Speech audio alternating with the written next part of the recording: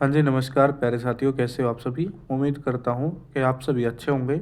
तो साथियों, आज हम एचटेट 2026 जो आपका एचटेट होने जा रहा है, उसके लिए सीडीपी की कंप्लीट मैराथन आपको देने वाले हैं, जो कि न्यू पैटर्न के अकॉर्डिंग होगी। और वे स्पेशल टॉपिक्स जो हरदम एस्टेट में पूछे जाते हैं और जिनसे आपका 30 में से 30 लेने का जो सपना थोड़ा सा अधूरा रह जाता है। मतलब कि हमारा टारगेट रहेगा कि आपको सीडीपी में से 30 का हम टारगेट लेके चलेंगे, ठीक है। और इसमें और सारे स्पेशल टॉपिक्स कवर्ड हो गए आगे जो आप मैराथन में देखेंगे। तो प्यारे साथियों, बिल्कुल यह जो वीडियो है वो सीडीपी की एक रामबाण मैराथन आपकी होने वाली है। इससे बार आपका कुछ भी नहीं पूछा जाएगा, मैं इसकी आपको गारंटी देता हूं। तो प्यारे साथियों, पहले बता दूं कि यह एक किसकी वीडियो होने वाली है। प्यारे साथियों, यह एक थ्योरी वीडियो है, ठीक है। और उसके बाद हम आपको पीवाईक्यू लेकर आएंगे एचटेट में जितने भी पूछे गए हैं। पहले थ्योरी पढ़ेंगे, ठीक है, एक थ्योरी की मैराथन करेंगे। उसके बाद एचटेट में जो पीवाईक्यूज है उनको हम देखेंगे। तो साथियों, शुरुआत करते हैं आज की इस मैराथन की, ठीक है। आप पेशेंस बनाए रखना है, ठीक है। और आपकी इस वीडियो में कंप्लीट सीडीपी खत्म हो जाएगी, ठीक है। और कहीं से भी आपको पढ़ने की जरूरत नहीं पड़ेगी। तो प्यारे साथियों, जो हम शुरुआत करने वाले हैं, सबसे पहले मनोविज्ञान के इतिहास से शुरू करेंगे, ठीक है। मनोविज्ञान की हिस्ट्री से द हिस्ट्री ऑफ साइकोलॉजी, इन सारी चीज़ों से हम शुरू करने वाले हैं, ठीक है। हर एक चीज़ को समझते हुए हम चलेंगे। मनोविज्ञान, थोड़ा सा पेन का कलर मैं चेंज कर लेता हूँ। मनोविज्ञान शब्द यूनानी भाषा के दो शब्दों से, एक तो साइकी, साइकी का मतलब क्या होता है आत्मा, और लोगस से लिया गया है। साइकी और लोगस से मिलकर बना है, ठीक है। जिसका अर्थ निकलता है आत्मा का अध्ययन, सोल ऑफ स्टडी। क्या निकलता है? आत्मा का अध्ययन, सोल ऑफ स्टडी निकलता है। शुरुआत में मनोविज्ञान दर्शन शास्त्र का ही एक अंग था। किसका अंग था मनोविज्ञान? सबसे पहले दर्शन शास्त्र का भाग था। किसका था प्यारे साथियों? दर्शन शास्त्र का भाग था, ठीक है। तो भाई हम देखेंगे कि साइंस ऑफ सोल, सबसे पहले इसे क्या कहा गया कि आत्मा का विज्ञान कहा गया। क्या कहा गया इसको? सबसे पहले आत्मा का विज्ञान कहा गया। क्या कहा गया प्यारे साथियों? आत्मा का विज्ञान सबसे पहले 16वीं शताब्दी में, ठीक है। और ये इसके समर्थक थे अरस्तु और प्लेटो। अरस्तु और प्लेटो इसके समर्थक थे। इसका खंडन किसने किया इस बात का कि आत्मा का कोई भी रूप रंग नहीं है, ना ही आकार है, ठीक है। तो इस बात से इसका खंडन कर दिया गया। 16वीं शताब्दी में इसे क्या गया? आत्मा का विज्ञान। फिर भाई 17वीं शताब्दी में इसको कहा गया कि मनोविज्ञान है मन और मस्तिष्क का विज्ञान है। क्या? मन और मस्तिष्क का विज्ञान है, ठीक है। ये 17वीं शताब्दी में कहा गया था। और इसके समर्थक थे पोम्पोनोजी। कौन थे? पोम्पोनोजी इसके समर्थक थे, ठीक है। कौन थे? पोम्पोनोजी इसके समर्थक थे, ठीक है। तो 17वीं शताब्दी में मन या मस्तिष्क का विज्ञान। 16वीं शताब्दी में किसका विज्ञान कहा गया था? आत्मा का विज्ञान कहा गया था। और 17वीं शताब्दी में इसको क्या कहा गया था? मन व मस्तिष्क का विज्ञान। मन व मस्तिष्क का विज्ञान कहा गया था। और भाई इसके समर्थक थे पेम्पोनोजी या पेम्पोलॉजी भी आपको देखने को मिल जाएगा। खंडन क्या है? इस बात का खंडन किस प्रकार से किया गया? मन का कोई निश्चित आकार नहीं है, ठीक है। ना ही उसका रूप है या रंग है, ठीक है। मतलब कोई भी निश्चित आकार नहीं है। समझ में आई भाई? ठीक है। फिर भाई 19वीं शताब्दी में इसको चेतना का विज्ञान कहा गया। किसका विज्ञान कहा गया? चेतना का विज्ञान कहा गया 19वीं शताब्दी में। और इसके समर्थक थे विलियम बुंट और विलियम सली और विलियम जेम्स। मतलब कि जिनके पीछे विलियम लिखा मिल जाना, वो इसके समर्थक थे, ठीक है। किसके? चेतना के विज्ञान के, साइंस ऑफ कॉन्शियसनेस बोला गया था, ठीक है।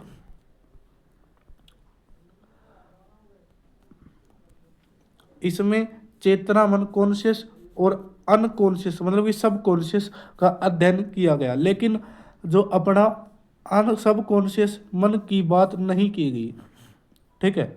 मतलब कि सॉरी, देखो इसमें भाई जो भी अपना 19वीं सदी में कौन सा विज्ञान कहा था? चेतना का विज्ञान। इसमें कॉन्शियस माइंड की बात की, सब कॉन्शियस माइंड की बात की, पर किसकी नहीं की गई? अनकॉन्शियस माइंड की बात नहीं की। किसकी? अनकॉन्शियस माइंड की बात नहीं की, ठीक है। अब आप इनको आगे पढ़ोगे, ठीक है, किसकी थ्योरी में पढ़ोगे भाई, साइको एनालिटिकल थ्योरी जब मैं पढ़ाऊंगा तो आपको चेतन मन इतना समझा दूं पहले कि चेतन मन क्या होता है। मान लीजिए कि कोई भी आपसे आपका नाम पूछा गया, तो आपने अपना नाम झट से न बता दिया, तो वो कॉन्शियस चीज़ है। सब कॉन्शियस क्या होती है, वे चीज़ें जो फिलहाल हमारे माइंड में नहीं है पर थोड़ा सा याद करेंगे तो याद आ जाएंगी। अनकॉन्शियस मन क्या होता है, वैसी बातें जो हम भूल गए, चाहे कितने भी कोशिश कर लो याद नहीं आवा, ठीक है। इसका खंडन किसने किया था, विलियम मैकडुगल ने अपनी पुस्तक आउटलाइन ऑफ साइकोलॉजी। बहुत इंपॉर्टेंट है कि आउटलाइन ऑफ साइकोलॉजी किसकी किताब है, विलियम मैकडुगल की किताब है outline of psychology. Outline of psychology किसकी किताब है, विलियम मैकडुगल की किताब है, ठीक है। उन्होंने आउटलाइन ऑफ साइकोलॉजी अपनी ये किताब थी आउटलाइन ऑफ साइकोलॉजी। इसमें कहा कि चेतना एक बहुत बुरा शब्द है, चेतना एक बहुत बुरा शब्द है। ये किसने कहा था, विलियम मैकडुगल ने कहा था। किसने कहा था भाइयों, ठीक है, चेतना एक बहुत बुरा शब्द है, विलियम मैकडुगल ने यह बात कही थी। कुछ विशेष तथ्य देख लेते हैं जो कि इंपॉर्टेंट है। 1774 में पेस्टोलॉजी, इन्होंने अपने 3.5 साल के बच्चे का अध्ययन कर बेबी बायोग्राफी प्रकाशित की, जो मनोविज्ञान का पहला व्यवस्थित अध्ययन था। सबसे इंपॉर्टेंट प्रश्न बनेगा कि मनोविज्ञान का सबसे पहला व्यवस्थित अध्ययन किसने किया था, यो किया था भाई पेस्टोलॉजी ने, ठीक है। अपने 3.5 साल के बालक पर कराया था भाई, अपने 3.5 साल के बालक पर कराया था, 1774 में कराया था। यह बात याद रख जोगी। और इन कौन सी चीज पर, कौन सी बुक प्रकाशित करी थी, बेबी बायोग्राफी प्रकाशित की थी। कौन सी प्रकाशित की थी भाई, बेबी बायोग्राफी प्रकाशित की थी भाई। समझ में आई भाई, ठीक है भाई, आगे चलते हैं। चलो भाई, उस समय यह निश्चित नहीं था कि मनोविज्ञान किसका अध्ययन है, ठीक है, सब कॉन्शियस का, अचेतन मन की बात नहीं की थी, ठीक है। उन्होंने देखो मैंने बताया कि 19वीं सदी में किसका अध्ययन किया गया है, किसका अध्ययन कहा गया है, मनोविज्ञान को चेतना का अध्ययन किया है। चेतना भी इन्होंने 2 प्रकार का अध्ययन किया था, एक तो कॉन्शियस का और एक सब कॉन्शियस का, एक सब कॉन्शियस का। पर ये किसको भूल गए, ये भूल गए थे हमारे अनकॉन्शियस की बात नहीं की, अनकॉन्शियस की बात इन्होंने नहीं की थी, ठीक है। और इसका खंडन मैकडुगल ने किया था, आउटलाइन ऑफ साइकोलॉजी इनकी किताब थी भाई। फिर आया भाई मनोविज्ञान किसका विज्ञान है, मनोविज्ञान भाई, मनोविज्ञान व्यवहार का विज्ञान है।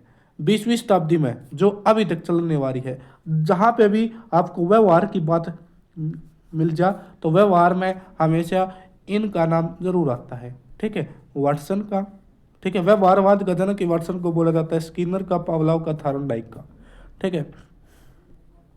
और इसमें सबसे सटीक परिभाषा, यही सबसे सटीक परिभाषा थी कि वास्तव में जो मनोविज्ञान है किसका विज्ञान है, व्यवहार का विज्ञान है। मनोविज्ञान ने पहले अपनी आत्मा, फिर मन व मस्तिष्क चेतना को छोड़ा, अब वह व्यवहार को अपनाए हुए है। यह लाइन वुडवर्थ की फेमस लाइन है भाई, ठीक है। अगर फैक्चुअल क्वेश्चन बनाता है तो भाई बिल्कुल बहुत इंपॉर्टेंट लाइन है।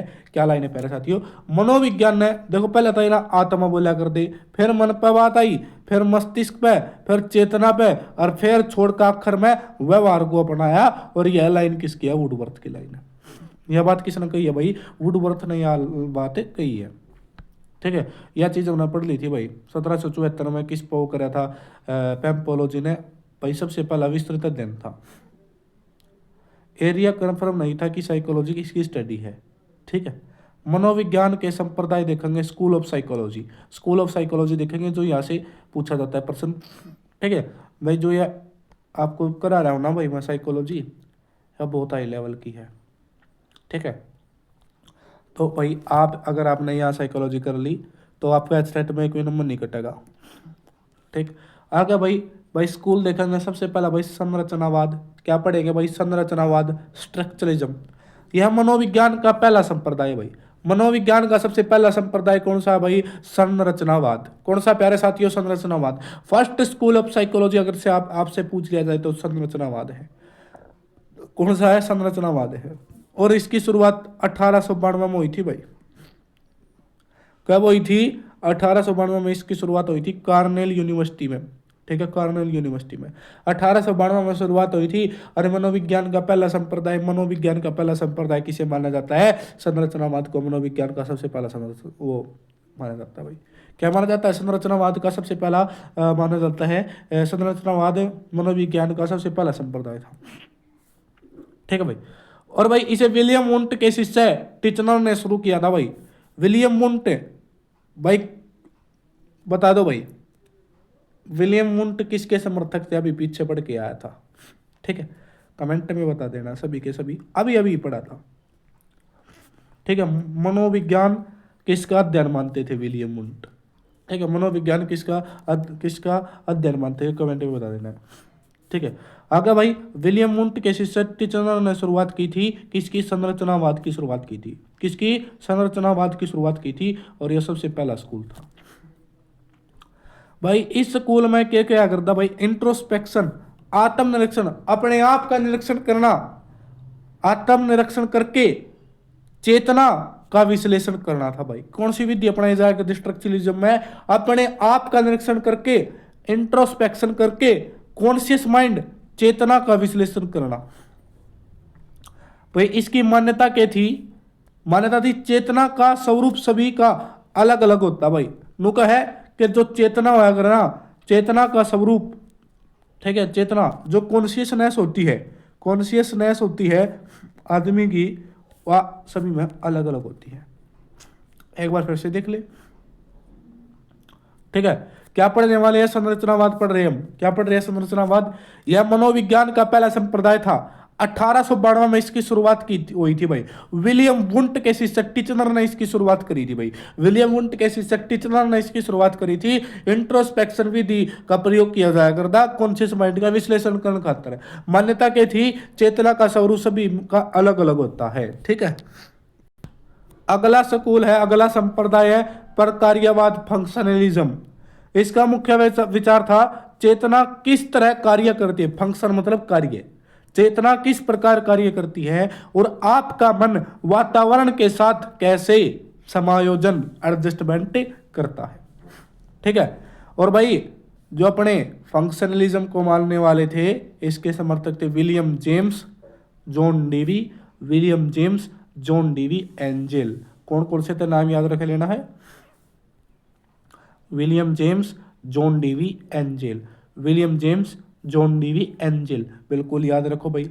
विलियम जेम्स, ठीक है, विलियम जेम्स, एंजेल। ठीक है, तो समझ में आया भाई? विलियम जेम्स, डेवी और Angell. William James, Dewey, Angell इसके समर्थक थे भाई। ये थे समर्थक William James, John Dewey, Angell. ठीक है, मतलब फंक्शन तो आपको याद आ जाएगा। इसका मुख्य विचार यह था कि चेतना किस प्रकार से कार्य करती है। व्यवहारवाद की बात आती है तो जेबी वाटसन का नाम तो आएगा ही। इसकी शुरुआत 1913 में हुई थी। केवल व्यवहार का ही वस्तुनिष्ठ अध्ययन किया जा सकता है। व्यवहार का ही वस्तुनिष्ठ अध्ययन किया जा सकता है। वाटसन का कथन याद रखो, तुम मुझे दर्जन भर बच्चे दो, मैं उन्हें चोर, सिपाही, डॉक्टर, इंजीनियर कुछ भी बना सकता हूँ। यह बहुत इंपॉर्टेंट कथन है और यह पूछा जाता है किसका कथन है? जेबी वाटसन का। किसी भी स्थिति में कैसा व्यवहार करता है भाई, इसमें क्या है कि आदमी कोई किस स्थिति में कैसा व्यवहार करेगा। ठीक है, और भाई इसके समर्थक थे भाई अपने वाटसन थे, स्किनर थे, मन थे और करो एंड करो थे। हेरिडिटी से ज्यादा एनवायरनमेंट आपके व्यवहार को प्रभावित करता है। ठीक है, बिहेवियरिज्म का मानना था भाई। साइको एनालिसिस, सिगमंड फ्रायड, ठीक है, और इसकी थ्योरी पढ़ोगे साइको एनालिटिकल थ्योरी। मुख्य विचार था व्यक्ति के असामान्य व्यवहार का कारण अनकॉन्शियस माइंड है। मतलब सबसे पहले अनकॉन्शियस माइंड की बात किसने करी थी? सिगमंड फ्रायड ने।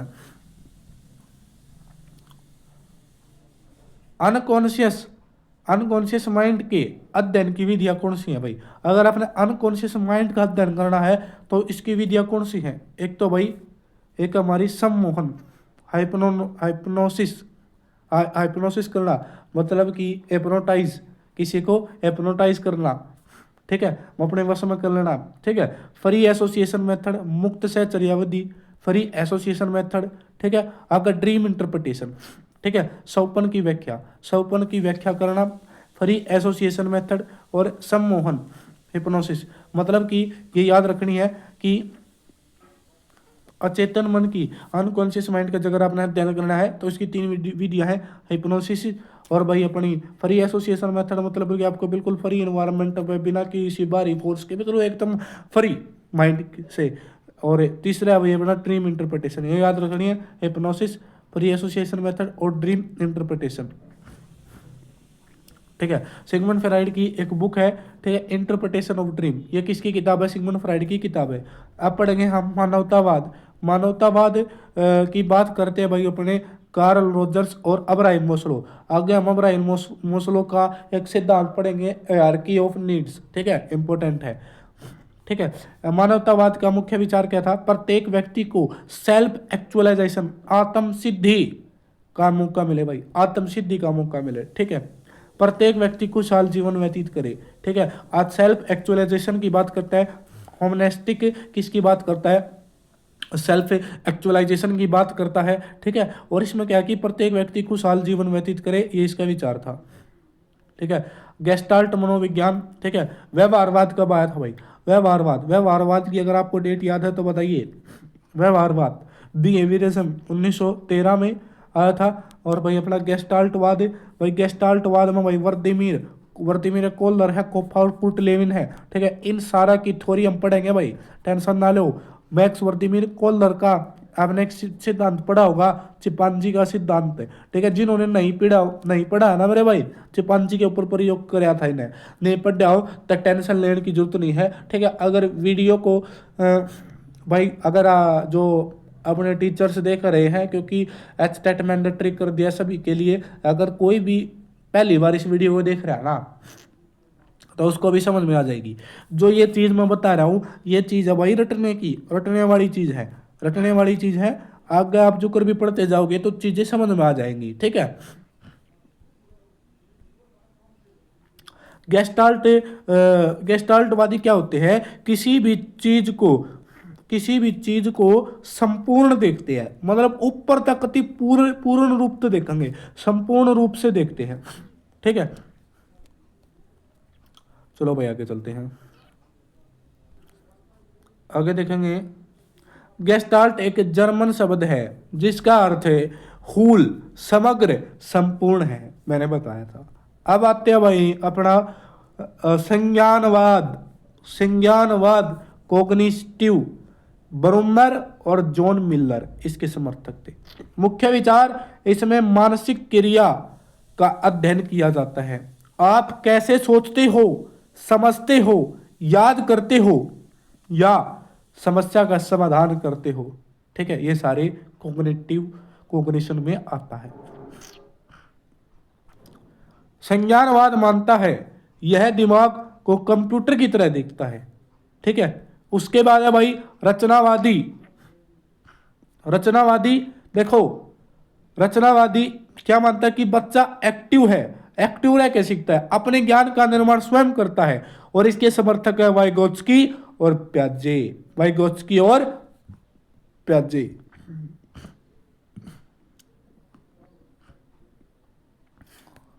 अब हम देखेंगे कि डोमेन्स ऑफ साइकोलॉजी क्या कौन कौन से होते हैं। डोमेन्स ऑफ साइकोलॉजी, साइकोलॉजी किस किस जगह के काम आती है भाई? भाई क्लिनिकल साइकोलॉजी होती है, हॉस्पिटल हम काम आओगी। कोग्निटिव साइकोलॉजी होती है, डेवलपमेंटल साइकोलॉजी है जो कि हम डेवलपमेंटल ही पढ़ रहे हैं, सोशल साइकोलॉजी होती है। ठीक है, बहुत सारी टाइप की साइकोलॉजी होती है। ठीक है, तो हमें एजुकेशनल साइकोलॉजी पढ़नी होती है और डेवलपमेंटल साइकोलॉजी पढ़नी होती है। अब विकास की अवधारणा, कॉन्सेप्ट ऑफ डेवलपमेंट पढ़ेंगे। भाई देखो, विकास की कौन कौन सी स्टेजेस होती है? प्रेगनेंसी होती है, इन्फेंसी होती है। देखो प्रेगनेंसी के बाद इन्फेंसी, फिर चाइल्डहुड होता है। चाइल्डहुड भी 2 भागों में बटा होता है। कौन सा होता है? एक तो मिडिल चाइल्डहुड और लेटर चाइल्डहुड, एक होता है एडोलसेंस, अडल्टहुड। ठीक है, और अपना ओल्ड एज, इन सभी को देखेंगे। विकास की कौन कौन सी अवस्थाएं होती हैं? विकास की अवस्था गर्भावस्था, शैशवावस्था, गर्भावस्था, शैशवावस्था, बाल्यावस्था, किशोरावस्था, प्रौढ़ावस्था, वृद्धावस्था।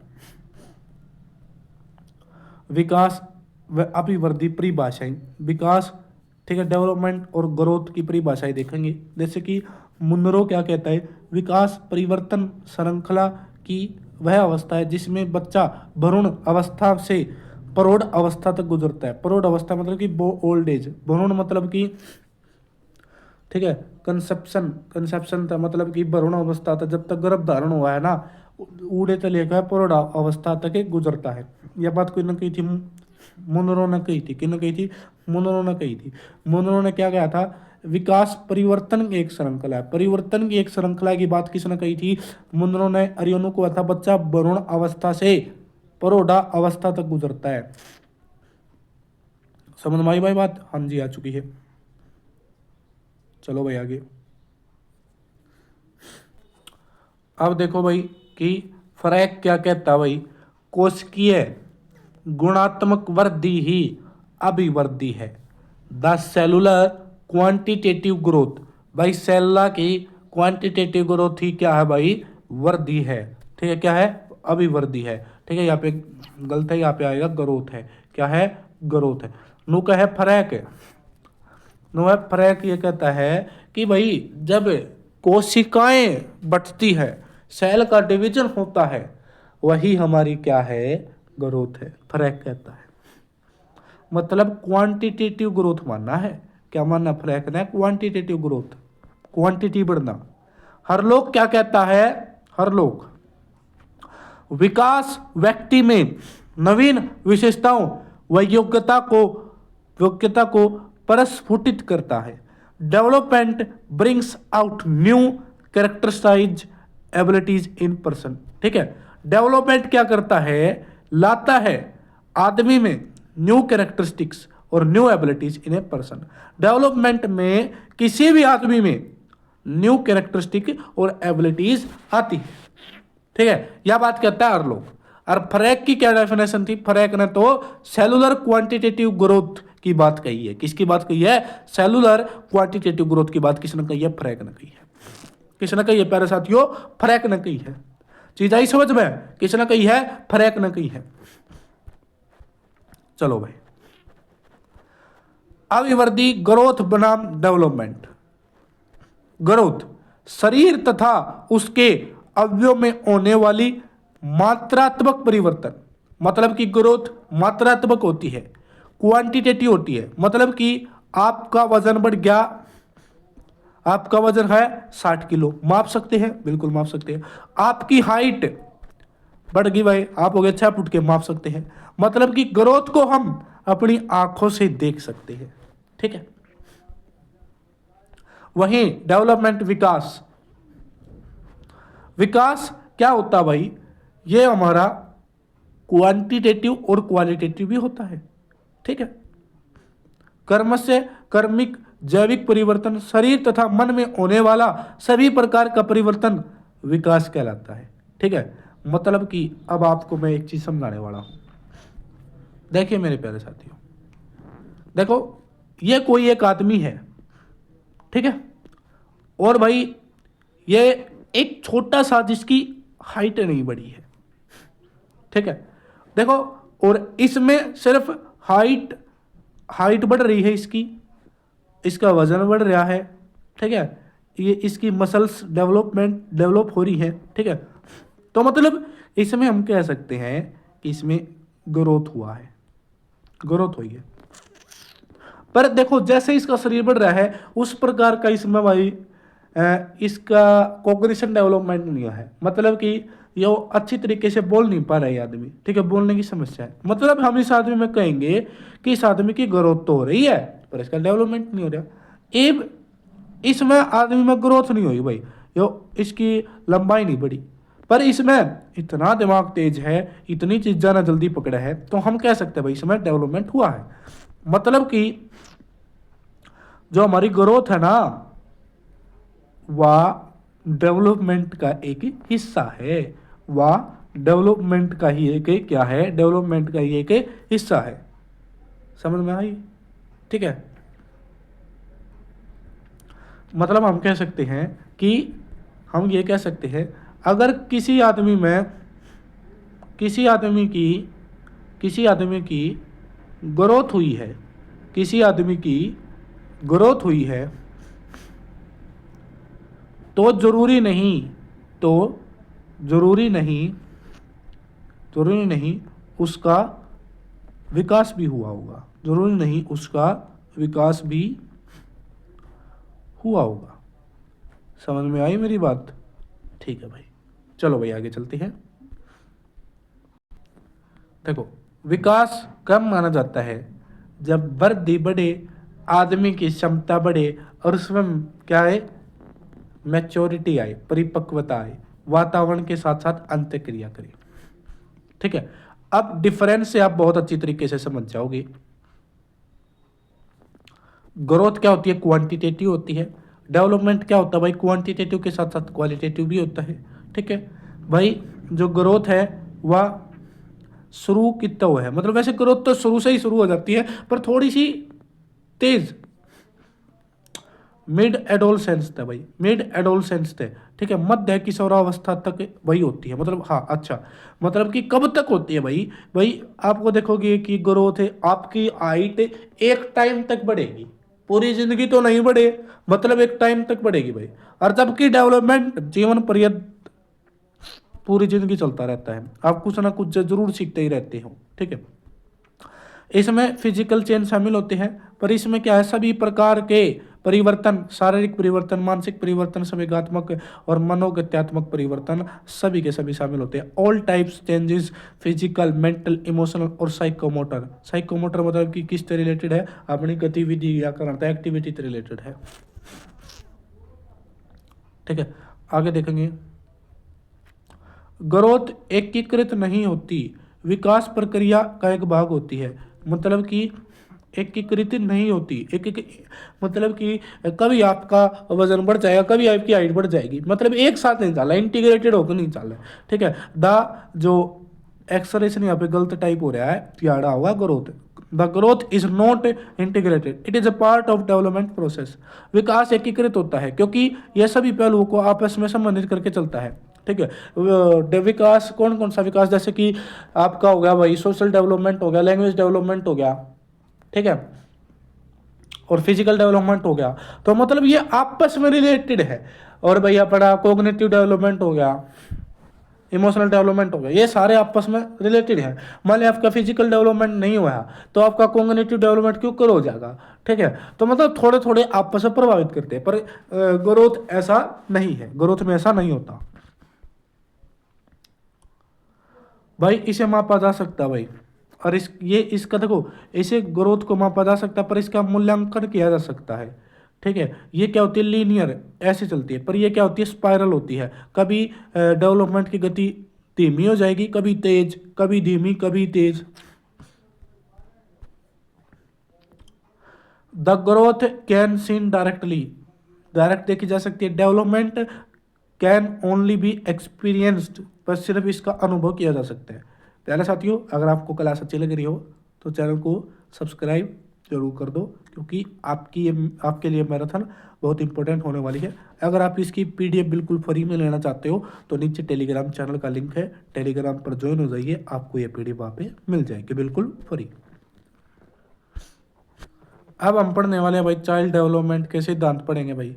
Principal of a sustainable development, विकास निरंतर चलता है गर्भधान से मृत्यु तक, मतलब विकास लगातार होता है। प्रिंसिपल ऑफ सस्टेनेबल डेवलपमेंट, सतत विकास का सिद्धांत, मतलब कि जो विकास है वो लगातार चलता रहता है गर्भधारण से लेके आपका, ठीक है, इसे हम कहते हैं वोम टू टोम। ठीक है,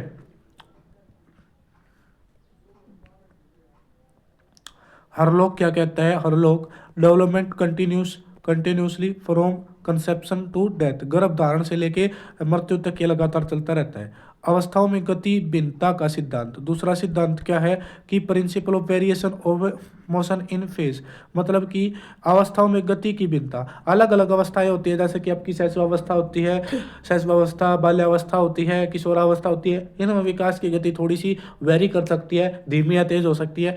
गर्भावस्था, शैशवावस्था में, किशोरावस्था में तीव्र होता है भाई। ठीक है, डेवलपमेंट समझ में आया भाई।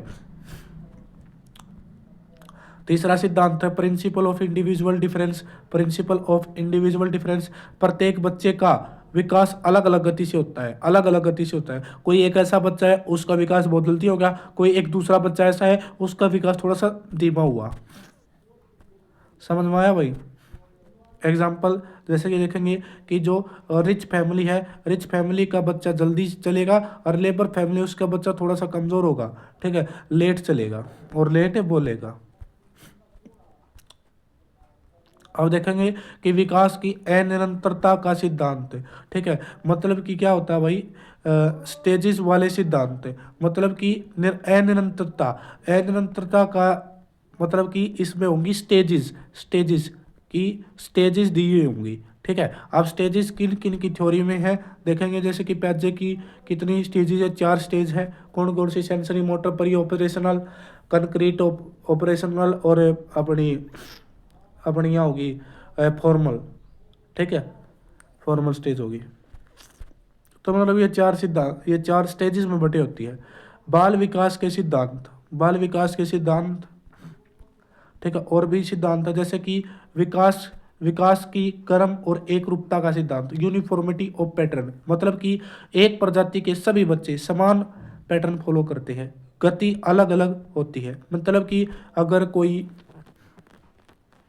अगर मान लीजिए कि एक शेर है, लोयन है, लोयन बच्चा देगा, बच्चा पैदा करता है। ऐसा नहीं है कि एक अफ्रीका का शेर है वो अंडा देता हो, वो अंडा देता हो, नहीं, ऐसा बिल्कुल भी नहीं है। तो इसमें क्या होगा कि सभी एक ही पैटर्न को फॉलो करते हैं।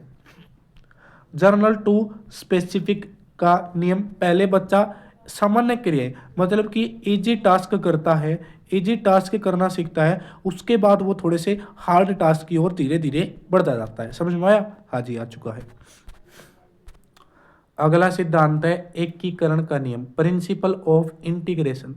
पहले बच्चा पूरे अंक को चलाना सीखेगा, फिर अंक के कुछ भागों को चलाएगा, वह अंत में अंक उसके भागों के साथ चलना सीख लेंगे। मतलब कि एक कोई यहाँ पे बच्चा है, यहाँ पे खिलौना है, पहले बच्चा पूरे अंक को चलाना सीखेगा, पहले अपना घिसड़ घिसड़ के हाथों को ले जाके फिर वो छोटी छोटी उंगलियों का प्रयोग करेगा, फिर उस चीज़ को उठावेगा। मतलब कि अपने अंगों के साथ अपनी gross motor skill, gross motor skill, gross motor skill और fine motor skill, fine motor skill का यूज करके इनमें दोनों में इंटीग्रेशन बैठाएगा। अब मैं आपको बताऊंगा कि ये ग्रोस मोटर स्किल क्या होती है। ग्रोस मोटर स्किल क्या होती है? ग्रोस मोटर स्किल जब हम अपनी बड़ी मांसपेशियों का यूज़ करते हैं, बड़ी मांसपेशियों का यूज़ करते हैं, जैसे कि हम दौड़ते हैं, दौड़ने में हमारे बड़ी मांसपेशियों का यूज़ होती है। और फाइन मोटर स्किल क्या होता है? जब हम छोटी मांसपेशियों का यूज़ करते हैं। फाइन मोटर स्किल में जब हम छोटी मांसपेशियों का यूज़ करते हैं, जैसे कि अगर आप पेन से लिख रहे हो तो इसमें हमारी उंगलियों के बीच में जो ये जॉइंट साइन का प्रयोग हो रहा है तो फाइन मोटर स्किल है, ठीक है। देखो अब मैं एक बताता हूँ कि मान लो कोई भी एक प्लेयर है वो बॉल फेंकता है, तो वो अपनी ग्रोस मोटर स्किल के साथ फाइन मोटर स्किल दोनों का यूज़ कर रहा है। तो समझ में आ गया? इन दोनों के बीच में इंटीग्रेशन बैठाता है। मतलब पहले बच्चा ग्रोस मोटर स्किल सीखता है, फिर बाद में बच्चा कौन सी स्किल सीखता है? फाइन मोटर स्किल सीखता है, ठीक है। आई समझ में? हाँ जी, आ चुकी है। आगे चलेंगे तो वही बात है कि पहले हाथ, फिर अंगुलियां और फिर पूरे हाथ को बच्चा चलाता है। प्रिंसिपल ऑफ इंटर रिलेशन, शारीरिक के साथ सामाजिक विकास, ठीक है, मानसिक मानसिक विकास के साथ संवेगात्मक विकास भी होगा। मतलब कि ये एक दूसरे पर डिपेंड है। अब देखो भाई, शारीरिक विकास के साथ साथ सामाजिक विकास अंतर संबंधित है। कैसे संबंधित है? जैसे कि मानो कि अगर आपका शरीर ही सही नहीं होगा, मान लो आपके पैरों में कुछ तकलीफ है, तो तकलीफ है तो आप ज़्यादा सोसाइटी में घूम नहीं सकते, ठीक है। तो मतलब लोगों से नहीं मिलोगे तो आपका सोशल डेवलपमेंट कैसे हुआ? मतलब ये दोनों रिलेटेड है। अब जैसे कि मानसिक विकास है, जो आपका मानसिक विकास है, अब जैसे कि आपका मानसिक विकास है वो आपके इमोशनल डेवलपमेंट से रिलेटेड है, ठीक है। मतलब आप अगर आपका मानसिक विकास सही नहीं होगा तो आप कहीं भी इमोशनल हो जाओगे, ठीक है। आगे की विकास की भविष्यवाणी की जा सकती है, बिल्कुल, यह भी सिद्धांत है। डेवलपमेंट इज प्रिडिक्टेबल, विकास की भविष्यवाणी की जा सकती है, भाई पूर्ण रूप से नहीं की जा सकती, पर पूर्ण रूप से ठीक नहीं बताया जा सकता पर की जा सकती है। ऐसा नहीं कहते कि भाई हाँ इस बच्चे के तो भाई पैर, देखो पैर लंबे है, इसकी हाइट आगे जाके बड़ी होगी, मतलब इसका अनुमान लगाया जा सकता है, विकास का अनुमान लगाया जा सकता है। ठीक है। विकास की दिशा का नियम, भाई यहाँ से इंपॉर्टेंट क्वेश्चन आपसे पूछा जा सकता है। विकास की दो दिशाएं होती है भाई, विकास की दो दिशाएं होती है। ठीक है, विकास की कितनी दिशाएं होती है? विकास की दो दिशाएं होती हैं। ठीक है, इंपॉर्टेंट है, मैं इसको मार्क कर रहा हूँ। यहाँ से बहुत सारे क्वेश्चन आपके बढ़ते हैं। विकास की दिशा, विकास की दो दिशाएं हैं, कौन सी? एक तो है सिफेलोकोडल और एक दूसरी है प्रोक्सिमोडिस्टल। सिफेलोकोडल और प्रोक्सिमोडिस्टल। देखो सबसे पहले हम पढ़ेंगे भाई सिफेलोकोडल। सिफेलो सी तो याद रखिए सिर। इसमें जो विकास होता है वो बिल्कुल लंबवत होता है, मतलब कि सिर से लेके पैर की ओर होता है। सिफेलो सिर से लेके पैर की ओर, सिर से लेके पैर की ओर, सिर से लेके पैर की ओर होता है। आई बात समझ में? हाँ जी आ चुकी है। अगली है प्रोक्सिमोडिस्टल। प्रोक्सिमोडिस्टल, ठीक है, इसमें क्या होता है, जो विकास होता है अपना वो सेंटर तले का है, बीच तले का। देखो यो एक आदमी है, ठीक है, आदमी है, बीच तले का बाह्य की ओर होता है। ठीक है, सेंटर से केंद्र से लेके बाहर की ओर होता है। ठीक है, समझ में आई भाई मेरी बात? तो सिफेलोकोडल में सिर तले का पैर तक, प्रोक्सिमोडिस्टल तय केंद्र तले के बाहर की ओर। एग्जाम्पल देख लेते हैं कि देखो प्रोक्सिमोडिस्टल का पहले रीढ़ की हड्डी, फिर वो अन्य अंग बढ़ते हैं। अगर देखो जब बच्चा है तो सबसे पहले उसकी रीढ़ की हड्डी बढ़ती है और फिर उसके अन्य अंग बढ़ते हैं। आगे है ग्रोस मोटर स्किल्स। यार फाइन मोटर स्किल्स तो मैंने बता दी थी, ग्रोस मोटर स्किल यहाँ पे जी आएगा। ग्रोस मोटर स्किल जिसमें बड़ी मांसपेशियों का यूज होता है, फाइन मोटर स्किल छोटी मांसपेशियों का यूज होता है। ठीक है, और एक और प्रिंसिपल है कि डेवलपमेंट स्पाइरल है। ठीक है, कभी विकास की गति तेज होती है, कभी विकास की गति धीमी होती है। समझ में आई भाई? हाँ जी आ चुकी है। अब हम देखेंगे कि भाई डेवलपमेंट कितने प्रकार का होता है। डेवलपमेंट फिजिकल डेवलपमेंट जो हमारे शरीर से रिलेटेड होता है, मेंटल डेवलपमेंट जो हमारे मन है, कॉग्निटिव डेवलपमेंट भी से बोल सकते हैं, लिंग्विस्टिक डेवलपमेंट भाषा से रिलेटेड होता है, इमोशनल डेवलपमेंट हमारे कर होता है, हमारे इमोशंस से रिलेटेड होता है। विकास परिपक्वता व अधिगम का परिणाम है भाई, मैच्योरिटी और लर्निंग का परिणाम है विकास। ठीक है, बाल विकास की अवस्थाओं के बारे हम देख लेते हैं भाई। ठीक है, हरलोक ने कितनी अवस्थाएं बताई है? हरलोक ने 4 अवस्थाएं बताई है, गर्भावस्था, शैशवावस्था, बाल्यावस्था, किशोरावस्था। शैशवावस्था, गर्भावस्था, शैशवावस्था और किशोरावस्था। अरलोक ने कितनी अवस्थाएं बताई हैं? 4। और जबकि रोश ने बता दी 5। रोश ने बता दी 5। एक तो शैशवावस्था बता दी, एक पूर्व बाल्यावस्था बता दी, मतलब इसने बाल्यावस्था को 2 भागों में बांट दिया, पूर्व बाल्यावस्था, उत्तर बाल्यावस्था और किशोरावस्था। और किशोरावस्था प्यारे साथियों, ठीक है, कौन सी? अरे किशोरावस्था। ठीक है, तो भाई देखो हरलोक ने कौन सी बताई थी? गर्भावस्था, शैशवावस्था, बाल्यावस्था और किशोरावस्था। हरलोक ने बताई थी 4 अवस्थाएं, वही रोश ने बता दी 5। शैशवावस्था, पूर्व बाल्यावस्था, उत्तर बाल्यावस्था और अपनी किशोरावस्था। सॉरी 4 है, इसकी भी 4 है, 1 2 3 4 है, दोनों बार 4 बताइए। ठीक है, अब पढ़ेंगे भाई इन्फेंसी। शैशवावस्था को पढ़ेंगे 0 से लेकर 2 साल तक की हुआ करे। अर्ली चाइल्डहुड है 3 से लेकर 6 साल तक की हुआ करे, हिंदी में बोला करे पूर्व बाल्यावस्था।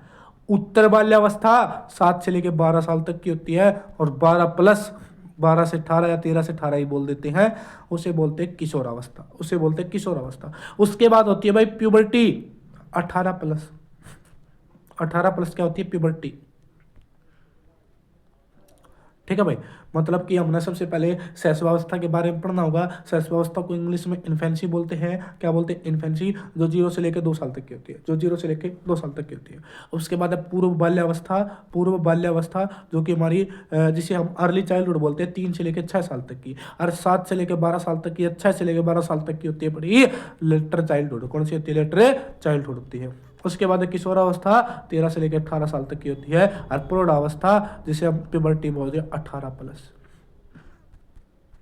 इन्फेंसी, ठीक है, इन्फेंसी को देख लेते हैं। सबसे पहले हम किसको पढ़ रहे हैं, इन्फेंसी। और जो भी हमारे चैनल पे नया है और वीडियो को देखते देखते यहाँ पे आ चुका है, तो इसका मतलब आप अपनी स्टडी को लेके सीरियस है और आपको क्लास पसंद भी आ रही है। तो इस क्लास को भाई लाइक कीजिएगा और सब्सक्राइब किए बिना नहीं जाना, क्योंकि आपका एक सब्सक्राइब हमारे लिए मोटिवेशन का काम करता है। ठीक है साथियों, शैशवावस्था जीवन का सबसे महत्वपूर्ण काल इसे माना गया है। भावी जीवन की आधारशिला, भावी जीवन की आधारशिला क्या गया, कल्पना व मन की मौज में विचरण करने की अवस्था है। दोहराने की अवस्था। ठीक है, ये शैशवावस्था के नाम है भाई। जीवन का सबसे महत्वपूर्ण काल है भाई, क्या भाई, जीवन का सबसे महत्वपूर्ण काल कहा गया है। शैशवावस्था को जीवन का सबसे महत्वपूर्ण काल कहा गया है। और भावी जीवन की आधारशिला यहाँ से धरी जाती है, क्योंकि जितना भी हमारा पूरी भी जो हमारी लाइफ है, ये इसका बेस है, क्योंकि शुरुआत यहीं से हो रही है। तो मतलब कि ये बहुत महत्वपूर्ण है भाई। कल्पनाओं व मन की मौज में विचरण, देखो छोटा बच्चा था भाई, कल्पनाओं में खोया रहता है, बड़ी मौज करता रहता है। ठीक है, दोहराने की अवस्था बोली जाती है कि छोटा बच्चा भाई चीज़ों को रिपीट करता है, जैसे कि गाओ गाओ गाओ गाओ गाओ गाओ। ठीक है, मतलब कि बच्चा क्या करता है, रिपीटेशन करता है। ठीक है, और इसे मेरे प्यारे साथियों क्या बोला जाता है, नाजुक अवस्था भी बोला जाता है, खतरनाक अवस्था भी बोला जाता है, क्योंकि बच्चे को इसमें बहुत ज़्यादा खतरा होता है। जब बच्चा आपका 2 साल तक का बच्चा होता है, उसकी बहुत केयर करनी होती है, और बहुत खतरे की अवस्था भी इसे बोला जाता है, नाजुक अवस्था भी बोला जाता है भाई। देखो आपका जो शैशवावस्था होती है, आपने सभी ने पता होगा कि इसकी एज कितनी है, इसकी एज 0 से लेकर 2 साल तक की, और 0 से 2 साल तक का बच्चा बहुत प्यारा होता है, तो इसे प्रिय लगने वाली अवस्था भी बोलते हैं। इसे क्या बोलते हैं, प्रिय लगने वाली अवस्था भी बोलते हैं। ठीक है, सुंदर जीवन की नींव रखने की अवस्था भाई, सुंदर जीवन की नींव। ठीक है, क्योंकि यहाँ रहता है सुंदर जीवन की नींव रखी जाती है, तो सुंदर जीवन की नींव रखने की अवस्था यह होती है। ठीक है, सुंदर जीवन की नींव रखने की अवस्था यह होती है। ठीक है भाई साथियों, ठीक है भाई। अब हम देखते हैं भाई शैशवावस्था के विकासात्मक कार्य कि शैशवावस्था में बच्चा क्या क्या कार्य करता है। ठीक है, तो कौन कौन से कार्य करता है कि इस अवस्था में बच्चा, आप सभी को पता है भाई, छोटा बच्चा आता है, रेंगेगा बच्चा, खड़ा होना सीखेगा, चलना सीखेगा, दौड़ना सीखेगा, कूदना सीखेगा, फेंकना सीखेगा। ठीक है, साधारण रूप से खाने पीने की क्रिया भी अपन भाई इस अवस्था में बच्चा सीख लेता है। शारीरिक रूप से अपना संतुलन बनाए रखेगा, मल मूल के विसर्जन पर नियंत्रण करेगा भाई, जो टॉयलेट स्किल है वो सीखेगा। ठीक है भाई कुछ स्टेटमेंट है भाई, जो कि आपके अलग अलग साइकोलॉजिस्ट ने दी है, जो कि पूछी जा सकती है भाई। गुड एंड एन एफ क्या कहता है, गुड एन एफ क्या कहता है कि व्यक्ति का जितना भी मस्तिष्क विकास होता है, उसका आधा 3 वर्ष तक हो जाता है। देखो भाई कैसे याद रखेंगे भाई, ये देखो, जब मस्तिष्क भाई बालक 3 वर्ष का है, जब उसका मस्तिष्क आधा वो हो गया, विकसित हो गया, तो यह बात क्या है भाई, गुड है भाई, अच्छी बात है भैया। वैसे ट्रिक है भैया कि अच्छी बात है कि बालक का 3 साल तक आधा दिमाग विकसित हो जाता है, या तो गुड, बहुत अच्छी बात है। कैसी बात है, बहुत अच्छी बात है। ठीक है, तो इस प्रकार से आप याद रख सकते हो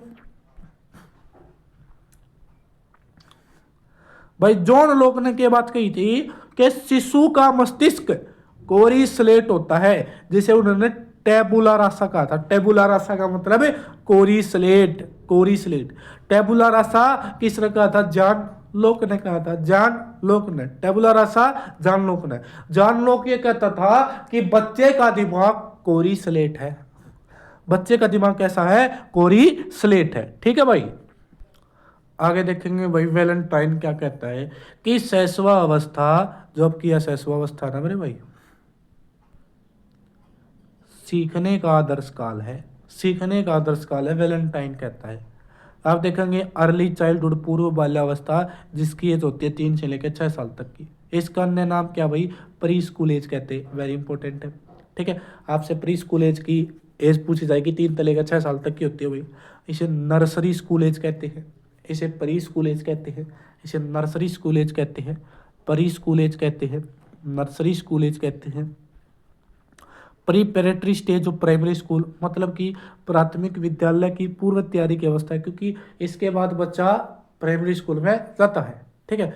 तो प्रेपरेटरी स्टेज होती है प्राइमरी स्कूल की, प्री स्कूल एज होती है, एज ऑफ टॉयज होती है कि बच्चा खिलौनों से खेलता है, स्टेट ऑफ इरेशनल थिंकिंग, अतार्किक चिंतन करता भाई जिसका कोई सिर ना पैर है, बच्चा अजीब अजीब से सवाल पूछेगा, ठीक है, किसी किसी सवाल पूछेगा, ऐसे ऐसे सवाल पूछेगा कि क्या शक्तिमान इस पूरी पूरी पृथ्वी को उठा सकता है, इलॉजिकल सवाल पूछेगा जिनका कोई तुक ना है, उसे उसे सवाल पूछेगा, ठीक है। आपने आसपास देखा होगा कि बच्चे कैसे कैसे सवाल पूछते हैं भाई, डर्टी एज कहते हैं भाई, खेलने में गंदा हो जाता है भाई, बच्चा गंदा रहेगा, ठीक है।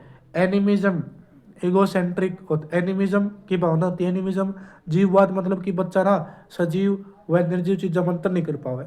कई बार नु क्या अगर बच्चा गिर जाए, अगर बच्चे तो नु कर दे, ओ भाई इतना चीटी मार दी, चीटी मार दी, ठीक है, चीटी मर गई, चीटी मर गई, ओ चीटी मर गई, तो इसी बच्चे का क्या होगा, फिर नु कहेंगे, फिर बच्चा चुप हो जाएगा। तो मतलब कि सजीव और निर्जीव चीज़ में अंतर नहीं कर पाता, ठीक है। मान ले बच्चा बेड पे गिर जा, बच्चा रोने लग जा, तो उसके जो मम्मी पापा होते हैं बेड को मारते हैं, तो देखो इस बेड की पिटाई कर दी, पिटाई कर दी, तब बच्चा सजीव और निर्जीव के बीच में अंतर नहीं कर पाता, उसे एनिमिज्म कहते हैं। उसके बाद इगोसेंट्रिज्म, इगोसेंट्रिज्म क्या मतलब क्या होता है कि बच्चा इगोसेंट्रिक है, बच्चा ये सोचता है कि जो मैं जानता हूँ ना वो ना 100% ठीक है, जो मैं जानता हूँ वो ठीक है, ठीक है, और सब गलत है, मैं ठीक हूँ, ये होती है इगोसेंट्रिज्म।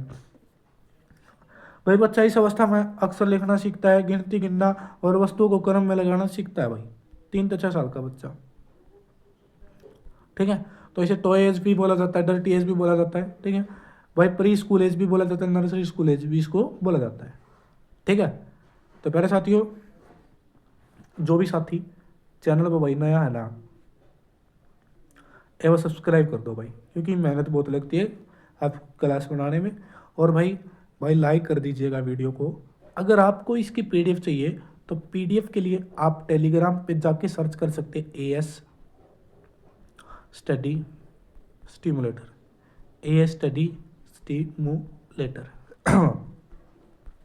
या फिर मैंने आपको लिंक भी दे दिया, नीचे लिंक भी दे दिया है, ज्वाइन करो जाके और फ्री पीडीएफ लो, बिल्कुल ये पीडीएफ बिल्कुल फ्री है, फ्री पीडीएफ हम आपको दे रहे हैं, फ्री पीडीएफ है, जाइए और इसे लीजिए, ठीक है। अब हम देखते हैं कि भाई जो अर्ली चाइल्डहुड होता है उसकी क्या क्या कैरेक्टरिस्टिक्स होती हैं। एनिमिज्म बता दिया कि बच्चा सजीव और निर्जीव के बीच में अंतर नहीं कर पाता। एगोसेंट्रिक होता है भाई, सेल्फ कंट्रोल होता है, अक्सर लिखना गिनती सीखना ऐसी अवस्था में सीखता है, वस्तुओं को क्रम में लगाना सीखता है, हल्के व भारी वजन का ज्ञान हो जाता है, ठीक है। इरिवर्सिबिलिटी का बच्चे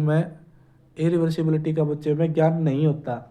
इरिवर्सिबिलिटी मतलब क्या है, अगर आप लोग ना बताओ बच्चों भाई 5 जमा में 3 कितने, तो 8, अब थोड़ा सा भी घुमा दिया ना सवाल, 3 जम 5 कर दिया, तो बच्चा हो गया कन्फ्यूज, ठीक है भाई। बच्चा भाई जिज्ञासु होता है, अनुकरण के द्वारा सीखता है भाई, दूसरों की नकल करके सीखता है बच्चा, लर्निंग बाई इमिटेशन।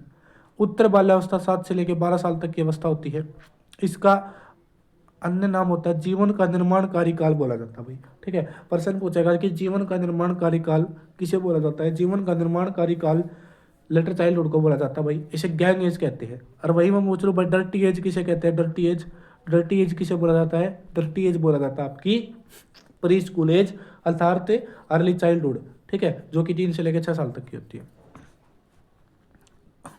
मिथ्या परिपक्वता काल होता है भाई, सूडो मैच्योरिटी आती है, मतलब कि बच्चा नो दिखाऊंगा हाँ भाई मैं मैच्योर हूँ, मैं बिल्कुल बड़ा हूँ, पर असल में वो बड़ा नहीं होता, इसी को बोलते हैं कि सूडो मैच्योरिटी एज। बच्चा दूसरों के अपने बड़ों की भाई नकल करेगा भाई, उनकी एक्टिंग करेगा, ठीक है।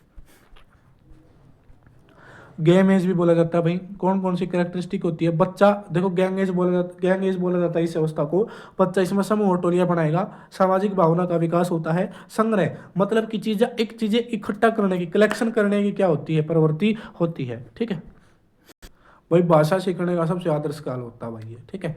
आगे बाल्यावस्था से संबंधित मुख्य कथन बाल्यावस्था से रिलेटेड जो कि पूछे जाते हैं, जैसे कि रोस क्या कहता है, रोस का कथन क्या है, जो बाल्यावस्था भाई वह क्या है भाई, मिथ्या परिपक्वता काल है। सूडो मैच्योरिटी की बात किसने कही थी? रोस ने। सूडो मैच्योरिटी की बात किसने कही थी? रोस ने कही थी। याद रखनी है भाई ये चीजें, या फिर आप साथ साथ एक छोटा सा शॉर्ट नोट्स बना लो, जिनमें जितने भी जो सा भी साइकोलॉजिस्ट ने जो सा भी कथन कहा ना, वो एक साथ लेके लो, ठीक है, या फिर आप स्क्रीन शॉट ले लो, ठीक है भाई। मिथ्या परिपक्वता का काल, मिथ्या परिपक्वता की बात किसने की है? रोस ने। मिथ्या परिपक्वता रोस ने की है भाई। शूडो इसे बोलते हैं शूडो मैच्योरिटी रोस ने कही है। शूडो मैच्योरिटी रोस ने कही है। किलपैट्रिक क्या कहता है भाई? किलपैट्रिक नाम ने मेरा की प्रोजेक्ट मेथड दिया है, ठीक है, उसकी बात अब हम यहाँ पे नहीं कर रहे, फिर भी हम इसके इन्होंने भी बाल्यावस्था के बारे में कुछ कथन दिया है। तो उन्होंने क्या कहा है, जो भी हमारी चाइल्डहुड होती है ना,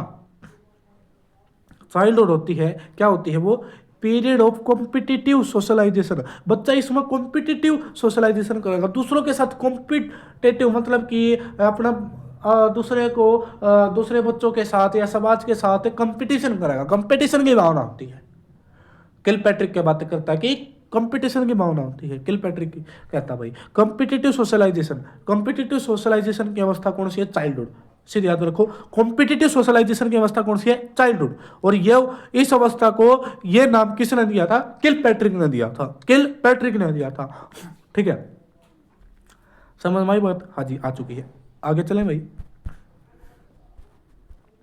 काल एवं ब्रुस, काल एवं ब्रुस क्या कहता है? बाल्यावस्था जीवन का अनोखा काल है भाई, एक यूनिक पीरियड है भाई, ठीक है, चाइल्डहुड यूनिक पीरियड है, ठीक है, काल एवं ब्रुस ने कही है भाई, ठीक है। ऐसे याद रख सकते हो कि भाई जो या तू बुरुष है ना, जो या तू बुरुष ले रहा है, या भी यूनिक है, बिल्कुल यूनिक बुरुष है तेरे पास, तो ठीक है, ये ट्रिक है याद कराने की। मतलब कि बाल्यावस्था को यूनिक पीरियड किसने बोला है? काल एवं पुरुष ने। किसने बोला है? काल एवं पुरुष ने, काल एवं पुरुष ने, काल एवं पुरुष ने।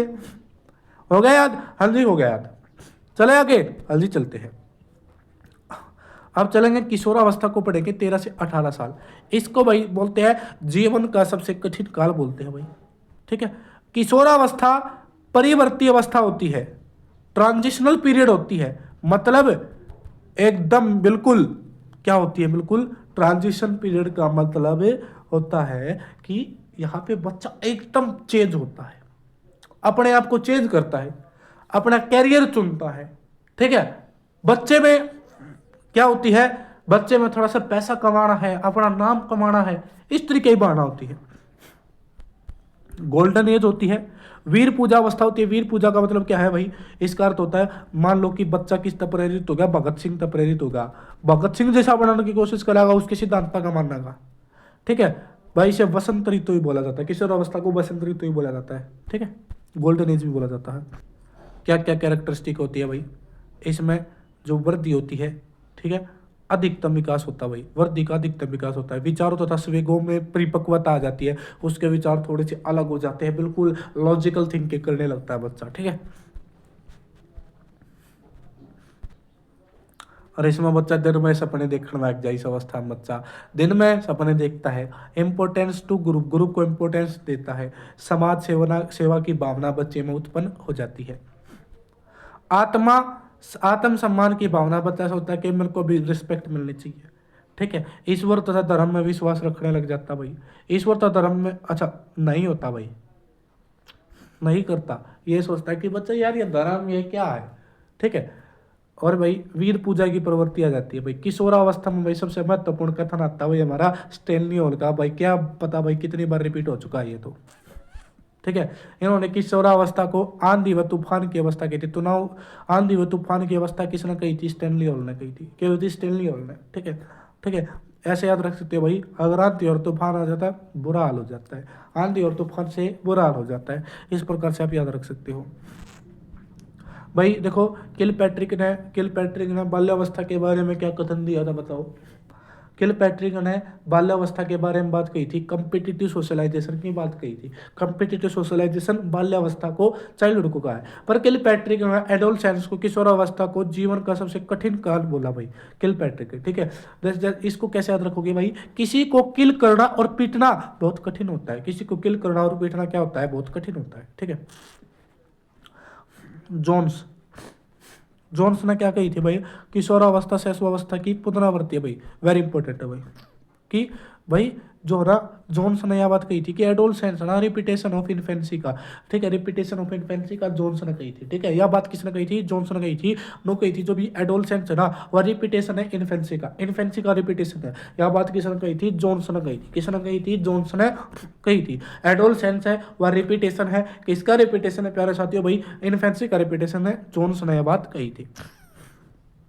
कौन कौन से हेल्थ इश्यू आते हैं, जैसे कि एनरोक्सिया नर्वोसा क्या होता है भाई, ठीक है, कुछ हेल्थ इशू देख लेते हैं और यहाँ से पर्सन बढ़ता है। और भाई जो या मैं आपको सीढ़ी पे कराया बिल्कुल हाई लेवल के मेरे भाई, कुछ भी इससे बाहर नहीं आने वाला है, ठीक है। एनरोक्सिया नर्वोसा क्या होता है, बच्चा सोचता है कि मैं मोटा हूं और डाइटिंग, मैं मोटा हो रहा हूं तो मुझे डाइटिंग कर लेनी चाहिए, मतलब कि अपने आप ने सोचा मैं मोटा हो गया, अपने फिजिक्स ने देखकर थोड़ा सा चिंतित होगा, ठीक है। आगे भाई बुलिमिया नर्वोसा क्या होता है भाई, विलुमिया नर्वोसा क्या होता है, बच्चा सोचता है कि मुझे कोई प्यार नहीं करता तो खूब खूब खाएगा फिर खुद वोमिट करेगा, ठीक है, इसमें यह होती है भाई बुलिमिया नर्वोसा में कि मुझे कोई प्यार नहीं करता, बच्चा खूब खाएगा और फिर उल्टी करेगा भाई। पिंजी पिंजी ईटिंग डिसऑर्डर बोलते हैं भाई, पिंजी पिंजी ईटिंग डिसऑर्डर इसे बोला जाता है, ठीक है। मतलब कि इसमें बच्चा नहीं सोचेगा भाई मैं तो कोई प्यार नहीं करता, खूब खाओगा और फिर उल्टी करेगा, पिंजी ईटिंग डिसऑर्डर इसे बोला जाता है। अब हम क्या करने वाले हैं भाई, फिजिकल डेवलपमेंट देखेंगे सभी अवस्थाओं में, जितनी भी अवस्थाएं पड़ी है कि सभी अवस्थाओं में फिजिकल डेवलपमेंट देखेंगे, ठीक है, समझ में आई भाई, जितनी भी अवस्थाएं है सभी में फिजिकल डेवलपमेंट देखेंगे, चाहे वो इन्फेंसी में हो, चाइल्डहुड में हो, एडोलेसेंस में, सभी में देखने वाले हैं, ठीक है। अब हम देखेंगे कि शैशवावस्था में कैसे फिजिकल डेवलपमेंट होता है, वेट की बात करेंगे कि बालक का भार बालिका से अधिक होता है भाई, मतलब कि जो लड़कों का भार होता है वो बालिका से अधिक होता है। बालक का भार होता है 7.15 पाउंड, याद रखो कितना होता है, 7.15 पाउंड। अब बालिका का थोड़ा एक होया करे, थोड़ा ही कम होया करे 7.13 पाउंड, ठीक है। तो भाई भाई वीडियो को भाई भाई लाइक करो भाई और सब्सक्राइब कर दो, ठीक है। देखो मेरी तबीयत फिलहाल ठीक नहीं है, फिर भी मैं आपकी मैराथन ले रहा हूँ, ठीक है। तो आपको याद रखना है कि बालक का भार होता है 7.15 पाउंड, कितना होता है 7.15 पाउंड होता है, और बालिका का भार होता है 7.13 पाउंड, और बालिका का भार कितना होता है 7.13 पाउंड होता है मेरे साथियों, समझ में आई बात, ठीक है जी। चला भाई आगे चलो, लेंथ देख लेते हैं। शैशवावस्था में बच्चे के विकास की गति अति तीव्र होती है भाई, अति तीव्र होती है शैशवावस्था में, बहुत तीव्र गति से हाइट बढ़ेगी। सिर व मस्तिष्क, नवजात शिशु के सिर की लंबाई उसकी कुल लंबाई का 1/4 होती है। बोन्स 270 हड्डियाँ होती है, ठीक है, हड्डियाँ कैल्शियम और फॉस्फोरस की बनी होती है भाई। अब देखेंगे चाइल्डहुड में बच्चे के भार में वृद्धि होती है, हाइट में ज़्यादा वृद्धि नहीं होती, हाइट में ज़्यादा वृद्धि तो हमारी इन्फेंसी में शैशवावस्था में हो जाती है भाई। हड्डियाँ 10 से लेकर 12 साल तक हड्डियों का एकदम बिल्कुल करड़ी हो जावा है, कठोस हो जावा है, ठीक है। और भाई 350 हड्डियाँ होती है। दांत दांत दूध के दांत गिरने लगते हैं तथा परमानेंट दांत आ जाते हैं भाई चाइल्डहुड में, ठीक है। किशोरावस्था, किशोरावस्था में लंबाई में वृद्धि होने लग जाती है कि देखो बॉयज की थोड़ी सी हाइट कम रहेगी, लड़कियां बहुत जल्दी से बढ़ जाएगी। बॉयज 57% 14 साल तक, तब 14 साल तक है तब बच्चे 57% वृद्धि ले होंगे, और गर्ल्स में 90% हो जाएगी। भारत में वृद्धि 15 वर्ष के बाद बालक का भार अधिक हो जाता है, ठीक है।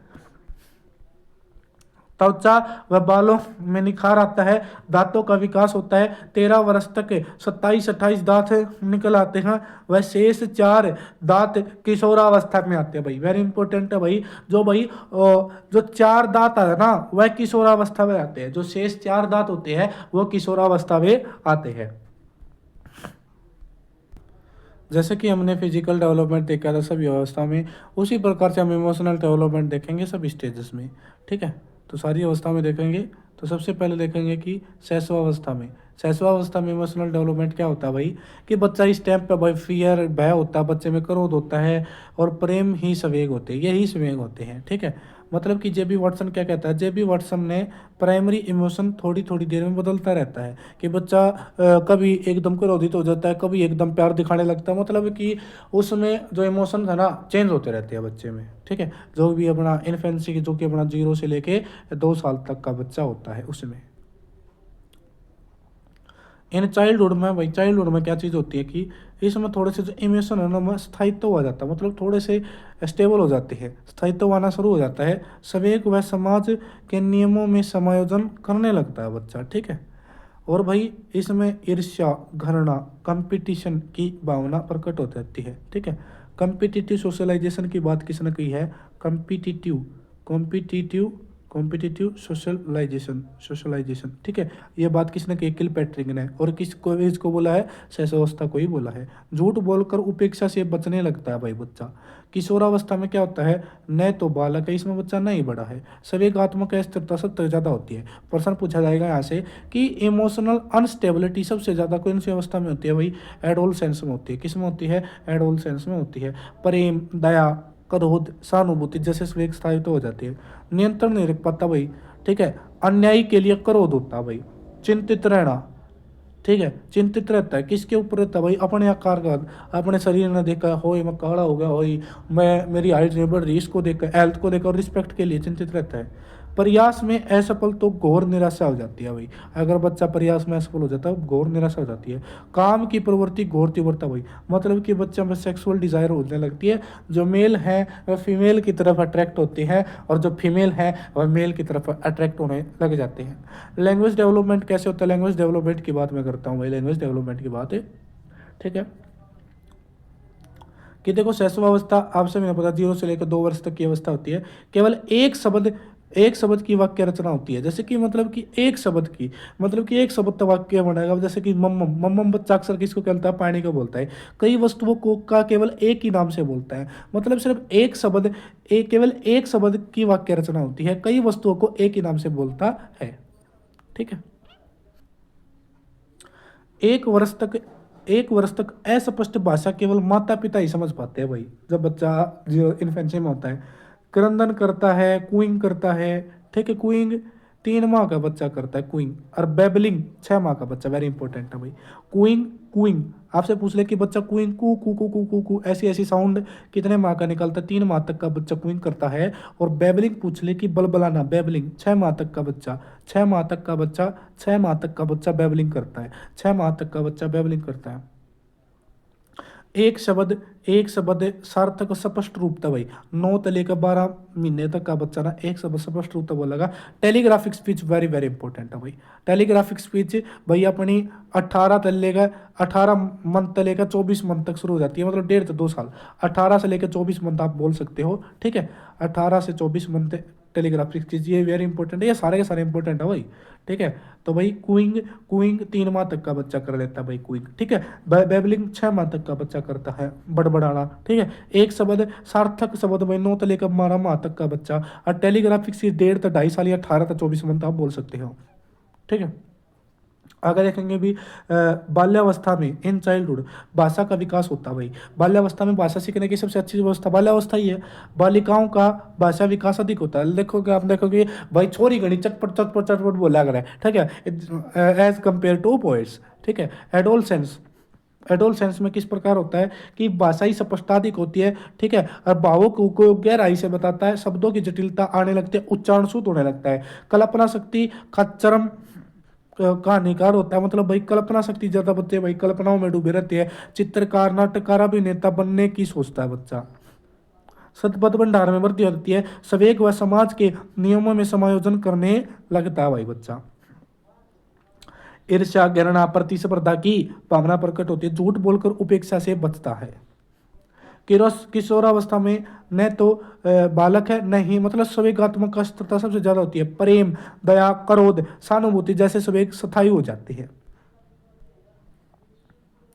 नियंत्रण नहीं रख पाता, अन्यायी के लिए क्रोध और दुखी व्यक्ति के प्रति दया होती है किशोरावस्था में, ठीक है। बच्चा चिंतित रहता है, ये दोबारा आगे हैं, अपने शरीर की शेप को लेकर, हेल्थ को लेकर, रिस्पेक्ट को लेकर। प्रयास में असफल हो तो भाई घोर निराशा बच्चे को हो जाती है, ठीक है।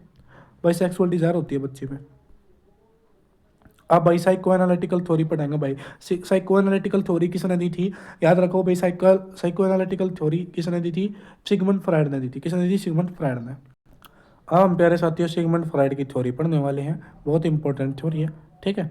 तो भाई इसमें इन्होंने टोपोग्राफिकल स्ट्रक्चर की बात करी है, डायनेमिक और स्ट्रक्चरल स्ट्रक्चर की बात करिए, मनोलैंगिक विकास की बात करिए। ये क्या है?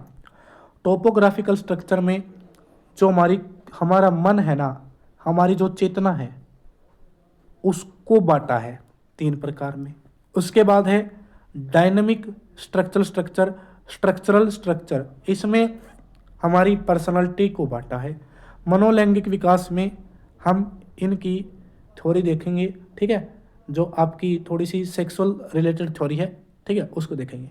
तो हर एक चीज़ आपको जब आगे पढ़ोगे तो आपको ये चीज़ें समझ में आ जाएंगी, ठीक है। सीधे याद करो कि उन्होंने अपनी थ्योरी को 3 भागों में बांटा है, एक topographical structure, dynamic structural structure और मनोलैंगिक विकास, जिसे इंग्लिश में बोलते हैं psychosexual development. Psychosexual development theory किसने दी थी? सिगमंड फ्रायड ने, ठीक है। साइकोसेक्सुअल डेवलपमेंट थ्योरी किसने दी थी? सिगमंड फ्रायड ने। डायनेमिक स्ट्रक्चरल थ्योरी किसने दी थी? सिगमंड फ्रायड ने। टोपोग्राफिकल स्ट्रक्चर थ्योरी किसने दी थी? सिगमंड फ्रायड ने। अब देखो भाई, ये हमारे सिगमंड फ्रायड साहब हैं, ठीक है, इन्होंने अनकॉन्शियस माइंड की बात की थी। अब देखो, टोपोग्राफिकल स्ट्रक्चर, हिंदी में बोलते इसे स्थलाकृति संरचना के अंतर्गत सिगमंड फ्रायड ने मन की 3 दशाएं बताई हैं, ठीक है। मन की कितनी दशाएं बताई हैं? 3 दशाएं। टोपोग्राफिकल स्ट्रक्चर हम पढ़ रहे हैं, टोपोग्राफिकल ट्रोपोग्राफिकल ट्रोपोग्राफिकल स्ट्रक्चर, ठीक है। इसमें मन की 3 अवस्थाएं हैं, ठीक है, ये 3 अवस्थाएं हैं। एक है चेतन मन, जिसे इंग्लिश में बोलते हैं कॉन्शियस माइंड। अचेतन मन, अनकॉन्शियस माइंड। अर्धचेतन मन, सब कॉन्शियस माइंड। अब ये तीनों के तीनों आपको क्लियर हो जाएंगे। सबसे पहले पढ़ते हम कॉन्शियस माइंड के बारे में। किसके बारे में पढ़ेंगे? कॉन्शियस माइंड के बारे में पढ़ेंगे। दिमाग की सक्रिय अवस्था, जो आप वीडियो देख रहे हो, जो आपका दिमाग काम कर रहा है ना, वो कॉन्शियस माइंड काम कर रहा है। अनकॉन्शियस माइंड, ईर्ष्या, क्रोध, जीवन के बुरे अनुभव और कड़वी यादें जिन्हें मन में दबा लिया गया है, मतलब अनकॉन्शियस माइंड वह दबी हुई यादें होती है, ठीक है, जो भूल चुके हो आप। अर्धचेतन या सबकॉन्शियस माइंड या प्री कॉन्शियस माइंड भी इसे बोला जाता है। कई बार हम चीज़ें भूल जाते हैं, लेकिन थोड़ा सा याद करने पर वह चीज़ें हमें फिर से याद आ जाती है। सबकॉन्शियस माइंड में क्या होता है कि भाई चीज़ें भूल तो रही है, फिर याद करके वापस आ जाएगी। अनकॉन्शियस माइंड में वह चीज़ होती है जो भूले गए हैं, चाहे कितनी भी कोशिश कर लो वह याद नहीं आएंगी, ठीक है। मतलब कि मन की कितनी दशाएं हैं? 3 दशाएं बताई हैं। एक तो हमारा है चेतन मन, जिसे कॉन्शियस माइंड बोलते हैं। क्या बोलते हैं? जिसे कॉन्शियस माइंड बोलते हैं। अचेतन मन, अनकॉन्शियस माइंड बोलते हैं। अनकॉन्शियस माइंड बोलते हैं। अर्धचेतन मन, सब कॉन्शियस माइंड बोलते हैं। सब कॉन्शियस माइंड बोलते हैं। सब कॉन्शियस माइंड बोलते हैं, ठीक है। क्या चीजें समझ में आ चुकी है? हाँ जी, आ चुकी है। आगे चलते हैं भाई। अब इसकी गत्यात्मक संरचना देख लेते हैं। डायनेमिक स्ट्रक्चर में मैंने बताई थी कि गत्यात्मक संरचना के अंतर्गत सिगमंड फ्रायड ने व्यक्तित्व को 3 प्रकार में बताया है, ठीक है। गत्यात्मक संरचना में किसको बताया है? व्यक्तित्व को, पर्सनालिटी को 3 प्रकार में बताया है। एक तो होती है इड, इन्हें इंग्लिश में याद रखो, कहीं आप हिंदी में याद रखोगे, हिंदी में तो कंफ्यूज हो जाओगे। इड, ईगो और सुपर ईगो। इड, ईगो और सुपर ईगो कौन कौन सी है? ठीक है, इड, ईगो, सुपर ईगो, ठीक है। मैं यहाँ पे लिख देता हूँ, इड, इन्हें भी 3 भागों में बांटा है, इड, ईगो और सुपर ईगो। इड, ईगो और सुपर ईगो, ठीक है, 3 में डाला है भाई, ठीक है। भाई जो इड होती है ना, वह जन्मजात होती है, तो ये बात याद रख लेना है। जो इड होती है जन्मजात होती है। इड में क्या होता है? इच्छाओं का स्टोर हाउस, जो हमारी इच्छाएं है ना, जो हमारा इच्छाओं का स्टोर हाउस अचेतन मन से संबंधित है। इड किससे रिलेटेड है? अचेतन मन से। मनुष्य के अंदर दानव अपराधकारियों से जुड़ा भाई। इड क्या है भाई? इड है भाई जिसमें अपराधकारी है। अपराधकारी किस में आते हैं? अपराधकारी, अपराध करने की जो प्रवृत्ति है वह इड का काम है भाई। मनुष्य में दानव वह सारे इड में होते हैं, अचेतन मन से संबंधित होते हैं, इच्छाओं का स्टोर हाउस होता है। ईगो क्या होता है भाई? चेतन मन से संबंधित होती है भाई। वास्तविक सिद्धांत इड को सुपर ईगो के बीच संतुलन बनाता है भाई, ठीक है। तो मैं एक बार आपको यहां से अच्छे तरीके से समझ में नहीं आएगा, मैं इसको और अच्छे तरीके से समझाता हूं। तो देखिए प्यारे साथियों, यहाँ से आप बहुत अच्छी तरीके से समझ जाएंगे। मैंने ये और इजी लैंग्वेज में मैं लेके आ चुका हूँ। देखो कि हम क्या पढ़ रहे थे, आपने ये चीज़ देख लिया था कि सिगमंड फ्रायड ने टोपोग्राफिक देख ली थी कि मन 3 प्रकार के बताए थे। कॉन्शियस माइंड, यह हम प्रेजेंट के विचारों से रिलेटेड है। सब कॉन्शियस माइंड, इसमें हमें तुरंत ज्ञान नहीं होता लेकिन कुछ टाइम के बाद याद आ जाता है। सब कॉन्शियस माइंड याद दे पाता है। अचेतन मन, इसमें वे बातें होती है जो हम भूल चुके हैं और हम याद करने पर भी याद ना आए। ये चीज़ आपको होगी थी क्लियर, ठीक है। उसके बाद हम पढ़ेंगे कि फ्रायड ने पर्सनालिटी के 3 भाग बताए थे। पर्सनालिटी के 3 भाग बताए थे। कौन कौन से भाग बताए थे? एक हमारी id, ego, super ego. Id, ego, super ego. Id, ego, super ego, ठीक। इड में क्या होता है? इसमें व्यक्ति के शारीरिक और मूल आवश्यकताएं जैसे भूख, प्यास, सेक्स आदि को सेटिस्फाई करना होता है। यह सामाजिक आवश्यकताओं और नैतिक मूल्यों की चिंता किए बिना इच्छा पूर्ति करता है। यह होती है भाई कि श्याम दाम दंड भेद, भाई जो भी ये इच्छा है ना वो पूरी करनी है। इसमें आदमी की दानव प्रवृत्ति होती है, ठीक है, बुरे विचार होते हैं। ईगो क्या होता है? यह आवश्यकता या इच्छाओं को संतुष्टि की योजना का निर्माण करता है। भाई ईड ईगो मतलब योजनाएं होती हैं, पर इनको पूरी करने की बात आती है तो वो पूरी करने की बात किस में आती है? ईगो में। पूरी करने की बात किस में आती है? ईगो में। मतलब यह उसका इंप्लीमेंटेशन करता है इच्छाओं का। सुपर ईगो यह समाज द्वारा नैतिक सूत्रों के अकॉर्डिंग काम करता है। मतलब ये अच्छी होती है। मतलब क्या होती है? सुपर ईगो अच्छी होती है। यानी जिस व्यक्ति के अंदर सुपर ईगो ज्यादा होगी वह बुरे कामों से उतना ही दूर रहेगा। जैसे चोरी ना करना, झूठ ना बोलना, ऐसी चीजें, ठीक है। आई समझ में? हल जी आ गई है। देखो प्यारे साथियों, कुछ कंडीशन देख लेते हैं जहां से आपका हर परीक्षा में क्वेश्चन बनता है कि ओडिपस कॉम्प्लेक्स क्या होता है? लड़का अपनी मां से ज्यादा प्यार करता है अपने पिता के मुकाबले, उसे ओडिपस कॉम्प्लेक्स कहते हैं। जब लड़का, ये नहीं कहते कि लड़की तो अपने पापा की लाडली होती है और माँ का लाडला होता है बेटा, ठीक है। तो मतलब कि अगर लड़का अपनी माँ से ज्यादा प्यार करे उसे ओडिपस कॉम्प्लेक्स कहते हैं। और इलेक्ट्रा कॉम्प्लेक्स, इसमें लड़की अपने पिता से ज्यादा प्यार करती है अपनी माँ के मुकाबले, होती है इलेक्ट्रा कॉम्प्लेक्स। नार्सिज्म बोलता है स्वयं हो, इसमें व्यक्ति खुद से सबसे ज्यादा प्यार करता है। जब खुद से सबसे ज्यादा प्यार करता है तो उसे नार्सिज्म बोलते हैं। क्या बोलते हैं? नार्सिज्म। अगर प्यारे साथियों आपने इस मैराथन की पीडीएफ चाहिए तो आपको हमारा टेलीग्राम ज्वाइन करना होगा, ठीक है। Join our Telegram channel A study stimulator for PDF notes, जिसका लिंक मैंने डिस्क्रिप्शन में भी दे दिया है। आप जाइए, इसको ज्वाइन कीजिए, आपको बिल्कुल फ्री पीडीएफ आपको इस पर मिलेगी। साथ ही साथ आप हमारे प्यारे से यूट्यूब चैनल ए स्टडी स्टिमुलेटर को भी सब्सक्राइब कर सकते हैं, ठीक है, जो आपके लिए बिल्कुल बहुत अच्छा कंटेंट दे रहा है, ठीक है प्यारे साथियों। देखिए भाई, जो हमारे सिगमंड फ्रायड थे, उन्होंने ना भाई 2 मूल प्रवृत्ति बताई है, ठीक है। 2 मूल प्रवृत्ति बताई हैं। कौन कौन सी? एक हमारी इरोस, दूसरी है थैनाटोस, ठीक है। हिंदी में बोलते हैं इसे जिजीविसा और मुमूर्षा।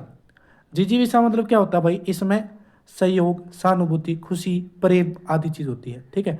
एक तो इरोस, एक थैनाटोस। ठीक है। थैनाटोस में क्या होती है भाई? ईर्ष्या, क्रोध, जलन, ठीक है। तो कौन कौन सी मूल प्रवृत्ति बताइए? एरोस और थैनाटोस। पूछा जा सकता है कि सिगमंड फ्रायड ने कितनी मूल प्रवृत्तियां बताई? 2, इरोस और थैनाटोस, ठीक है। वही सिगमंड फ्रायड ने इसके टोपोग्राफिकल सिद्धांत देख लिया, कॉन्शियस, सबकॉन्शियस, ठीक है। और फिर आपने इसकी पर्सनालिटी देखी, इड, सुपर ईगो, ठीक है। अब ये चीज़ मैंने बता दी कि सब नार्सिज्म क्या होता है। नार्सिज्म क्या होता है? अपने आप से प्रेम, ओडिपस कॉम्प्लेक्स देख लिया, ठीक है। अब इसकी थ्योरी देखेंगे, psychosexual development theory. Psychosexual development theory बहुत इंपॉर्टेंट थ्योरी है, ठीक है। साइकोसेक्सुअल डेवलपमेंट थ्योरी की इन्होंने कितनी स्टेज दी है, ठीक है। देखो भाई कितनी स्टेज दी है। एक तो ओरल स्टेज है, एनल स्टेज है, फिलिक स्टेज है। Oral stage, anal stage, philic stage, ठीक है। लेटेंसी स्टेज है और जेनेशियल स्टेज है, ठीक है। कितनी है? ओरल स्टेज है अपनी, oral stage, anal stage, philic stage. Oral anal philic, oral anal philic, oral anal phallic, latency genial stage. ठीक है, पहला क्वेश्चन आपका बनेगा कि साइकोसेक्सुअल थ्योरी किसने दी थी? साइकोसेक्सुअल थ्योरी क्या नाम है? सेक्सुअल थ्योरी किसने दी थी? साइकोसेक्सुअल थ्योरी किसने दी थी? सिगमंड फ्रायड ने दी थी। किसने दी थी? सिगमंड फ्रायड ने दी थी। पहला प्रश्न तक आपका ये पड़ेगा, सिगमंड फ्रायड। ठीक है भाई, एक आधी भाई स्पेलिंग गलती हो जा तो थोड़ा सा कोऑपरेट करियो। ठीक है, सिगमंड फ्रायड ने दी थी। साइको एनालिटिकल थ्योरी पूछ ले तो वो भी सिगमंड फ्रायड ने दी थी। ठीक है, साइकोसेक्सुअल थ्योरी है जो साइकोसेक्सुअल थ्योरी है जो अपनी साइकोसेक्सुअल थ्योरी है, कौन सी theory? Psychosexual theory. Psychosexual theory की नू पूछ सका है कितनी स्टेज है? 5 स्टेज है। कितनी स्टेज है? 5 स्टेज है। कौन सी? ओरल, ठीक है, oral, anal, phallic, latency, genial.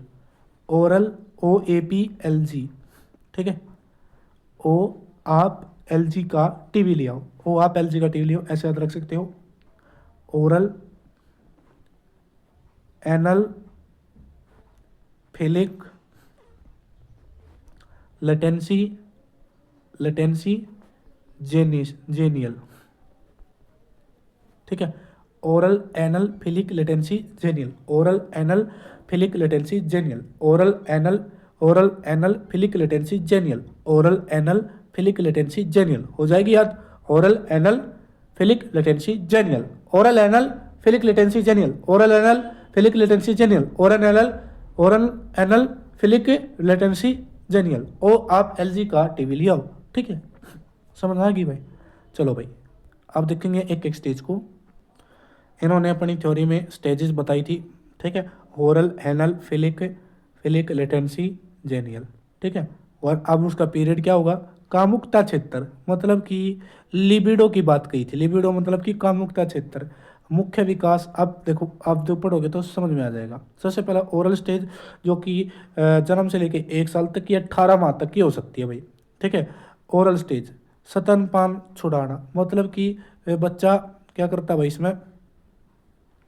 कि स्तनपान छुड़ाना शामिल है, क्योंकि ओरल स्टेज में बच्चा क्या करता है? स्तनपान करता है, जिससे बच्चे को क्या आता है भाई? बच्चे को मज़ा आता है। एनल स्टेज में क्या होता है भाई?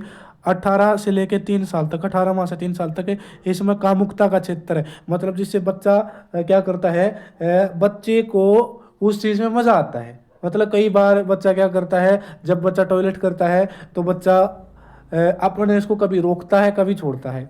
ठीक है, मल मूत्र विसर्जन से रिलेटेड है यहाँ। ठीक है, फिलिक स्टेज में क्या होता है भाई? इसमें बच्चे के जो सेक्सुअल ऑर्गन है ना भाई, फिलिक स्टेज में वो डेवलप होने लग जाते हैं, और बच्चे में ओडिपस और इलेक्ट्रा ग्रंथि का विकास होने लग जाता है। ठीक है, 3 से लेकर 5 साल तक की होती है। ठीक है, सबसे पहली स्टेज है ओरल स्टेज, जन्म से लेके 18 माह या 1 साल तक। फिर एनल स्टेज है 18 माह से 3 साल तक, और 3 से लेकर 5 साल तक होती है फिलिक स्टेज। ठीक है, और फिर क्या होती है अपनी लेटेंसी स्टेज, जो 5 से लेके 12 तक। ठीक है, 5 से लेके 12 तक होती है भाई। इसमें क्या होता है? रक्षात्मक युक्तियाँ उत्पन्न होती भाई। रक्षात्मक युक्तियाँ मतलब कि बच्चा क्या करता है इसमें कि बच्चा अपनी रक्षात्मक, अगर कोई भी थोड़ी सी परेशानी होगी तब बच्चा खुद अपनी रक्षा कर सकता है। ठीक है, उसके बाद है जेनिशियल स्टेज 12 के बाद, क्योंकि बच्चे में सेक्सुअल ऑर्गन का विकास हो जाता है, लैंगिक परिपक्वता आ जाती है। समझ में आई भाई? हाँ जी, आ चुकी है। अगला सिद्धांत जो हम पढ़ने वाले हैं वह हमारा psycho social development theory. Psycho social development theory किसने की दी थी? एरिक एरिक्सन ने दी थी। किसने दी थी? एरिक एरिक्सन ने। Psycho social development theory Erik Erikson ने। साइको सेक्सुअल पूछ ले तो सिगमंड फ्रायड ने। साइको एनालिटिकल पूछ ले तो सिगमंड फ्रायड ने। तो भाई इसने क्या भाई नु कहा था कि हमारा जो संपूर्ण जीवन है ना, वो 8 स्टेप तो होकर गुजरता है। जो हमारा संपूर्ण जीवन है वो कितने स्टेप तो होकर गुजरता है? 8 स्टेप तो होकर गुजरा है। तो सबसे पहला भाई ट्रस्ट वर्सेस मिसट्रस्ट, जो कि अपनी 0 से लेकर 1.5 या 2 साल तक की अवस्था होती है। जिन बच्चों को माता पिता से प्यार आदि मिलता है उनमें विश्वास का भाव विकसित होता है। दूसरी तरफ जिन बच्चों को माता पिता का प्यार आदि नहीं मिलता तो वह रोना बिलखना शुरू कर देते हैं। इस क्रिया से बच्चे में अविश्वास उत्पन्न हो जाता है। ट्रस्ट वर्सेज मिसट्रस्ट, पहली स्टेज ट्रस्ट वर्सेज मिसट्रस्ट, जो कि अपनी होती है 0 से लेकर 1.5 या 2 साल तक की। दूसरी होती है भाई अपनी ऑटोनॉमी वर्सेज सेम। दूसरी कौन सी होती है? ऑटोनॉमी वर्सेज सेम होती है। दूसरी कौन सी होती है? Autonomy versus same. ठीक है, मतलब इसमें यह होती है अपनी 1.5 से लेकर 3 साल तक की, या 2 से 3 ले ले। स्वायत्ता का अर्थ है स्वयं, अर्थात बच्चे खुद से खाना कपड़ा पहनना ज्यादा पसंद करने लगते हैं। वे अब दूसरों पर निर्भर नहीं रहना चाहते, वह स्वायत्त इसे स्वायत्ता कहते हैं। दूसरी ओर बहुत ही सख्त माता पिता जब काम करने पर डांटते हैं तो बच्चे के अंदर शक पैदा हो जाता है। तो पहली स्टेज थी ट्रस्ट वर्सेज मिसट्रस्ट, दूसरी है ऑटोनॉमी वर्सेज सेम। पहली ट्रस्ट वर्सेज मिसट्रस्ट, दूसरी है ऑटोनॉमी वर्सेज सेम। उसके बाद है भाई इनिशिएट वर्सेज गिल्ट। ठीक है, पहली ट्रस्ट वर्सेज मिसट्रस्ट, दूसरी ऑटोनॉमी वर्सेज सेम, तीसरी है इनिशिएट वर्सेज गिल्ट। ठीक है, जब बच्चे में समझने की क्षमता का थोड़ा विकास हो जाता है तो उसमें जिज्ञासा क्यूरियोसिटी बढ़ जाती है, वह बहुत ज़्यादा उत्सुक हो जाता है। उत्सुक होने की वजह से वह पहल करता है। दूसरी तरफ जब माँ बाप उसकी उत्सुकता को दबा देते हैं, उसे डांट देते हैं, तो बच्चा गिल्ट की भावना होती है। तो पहले 3 स्टेज पहले पढ़ी हमने, trust versus mistrust, autonomy versus same, initiative versus guilt. Trust versus mistrust, autonomy versus same, initiative versus guilt. और चौथी स्टेज है इंडस्ट्री वर्सेज इंफेरिटी, 6 साल से 12 साल तक की, 6 साल से लेके 12 साल तक की। ठीक है, जो कि बड़ी उत्तर बाल्यावस्था होती है। इस आयु में बच्चा माँ बाप का हर काम करने की कोशिश करता है, अतः इसे परिश्रम कहते हैं। दूसरी तरफ अगर आपने बच्चे को कोई काम दिया और उस बच्चे की काम करने की क्षमता कम है तो वह उस काम को नहीं कर पाएगा, इसलिए हीनता की भावना होती है। मतलब कि बच्चा काम करना चाह रहा है पर वो नहीं कर सकता, बच्चा ना सोचेगा अरे यार मैं कैसा हूं कि मेरे को ये काम नहीं हुआ। ठीक है, 5वीं स्टेज है आइडेंटिटी वर्सेज कंफ्यूजन। पांचवी से याद रहे, पांच मतलब पहचान से याद रख लेना। आइडेंटिटी वर्सेज कंफ्यूजन 12 से लेकर 18 साल तक की। इस आयु में बच्चों को अपनी पहचान बनाने की बहुत उत्सुकता होती है। दूसरी तरफ जब बच्चे उद्देश्यपूर्ण काम नहीं करते तो उनके पास बहुत सारे रास्ते खुल जाते हैं। ठीक है, मतलब कि कोई एक काम नहीं हुआ, मतलब कि आप यूपीएससी तैयारी करो तो यूपीएससी होता है ना, छोड़कर ना कहेंगे भाई चलो सीजीएल बैंक कहला मुंह कर लेते हैं। ठीक है, तो ये होती है intimacy versus isolation. Intimacy versus isolation 18 से लेकर 35। आत्मीयता में आदमी दूसरों के साथ घनिष्ठ संबंध बनाता है इंटीमेसी में। ठीक है, घनिष्ठ संबंध होने की वजह से वह दूसरों के साथ मिलजुल कर रहता है, इसे आत्मिकता कहते हैं। दूसरी तरफ जब आदमी दूसरे व्यक्तियों के साथ घनिष्ठ संबंध नहीं बना पाता तो इसे अलगाव की भावना महसूस होती है। 7वीं है जनरेटिविटी वर्सेस स्टैग्नेशन, 35 से लेकर 65 साल तक की। जनरेटिविटी वर्सेस स्टैग्नेशन 35 से 65 साल तक की। ज्ञानात्मक में हम दूसरे लोगों के बारे में ज्यादा सोचते, दूसरों का भला करते हैं। दूसरी तरफ जब लोगों में इस सोच का विकास नहीं होता तो वह स्थिर हो जाते हैं। इंटीग्रेटिव वर्सेस डिस्पेयर, आखिरी है भाई। इस उम्र में आदमी अधिकतम इच्छाएं पूर्ण हो चुकी होती है, वह अपने भविष्य की बजाय अपने बीते हुए दिनों को याद करता है। उसकी कितनी सफलताएं हैं, कितनी असफलताएं हुई हैं। यदि सफलताएं ज्यादा मिलती है तो उसे संपूर्णता कहते हैं, मतलब आदमी संतुष्ट हो जाए। अगर किसी ने की ज्यादा सफलताएं है तो वह निराश हो जाता है। क्या हो जाता है? निराश हो जाता है। ठीक है, तो ये 8 स्टेज है और ये 8 स्टेज बच्चों को मुश्किल से याद होती है। ठीक है, मैं अब स्टेजों को ही याद करवाऊंगा सबसे पहले। ठीक है, सबसे पहले यह देखेंगे कि साइको सोशल थ्योरी किसने दी थी? Sigmund Freud. एरिक एरिक्सन ने दी थी। किसने दी थी? एरिक एरिक्सन ने दी थी। सबसे पहली स्टेज है ट्रस्ट वर्सेज मिसट्रस्ट, जो अपनी 0 से लेकर 2 साल तक की या 1.5 साल तक की स्टेज है। ठीक है, दूसरी स्टेज है अपनी ऑटोनॉमी वर्सेज सेम, जो कि हमारे कौन सी स्टेज है? वह है हमारी 1.5 से लेकर 3 साल तक की। फिर तीसरी स्टेज है इनिशिएटिव वर्सेस गिल्ट। तीसरी स्टेज है इनिशिएटिव वर्सेस गिल्ट, जो कि 3 तलेगा 6 साल तक की है। चौथी इंडस्ट्री वर्सेस इंफीरियरिटी, जो कि 6 से 12 तक की है। पांचवी identity versus confusion, identity versus confusion 12 से 18, ठीक है। उसके बाद है इंटीमेसी वर्सेस आइसोलेशन 18 से 35, और generativity versus stagnation, generativity stagnation 35 से 65 तक की, और 65 से ऊपर है integrity versus despair, integrity versus despair. ठीक है, हो गया। अब चलते हैं भाई अगले टॉपिक की तरफ।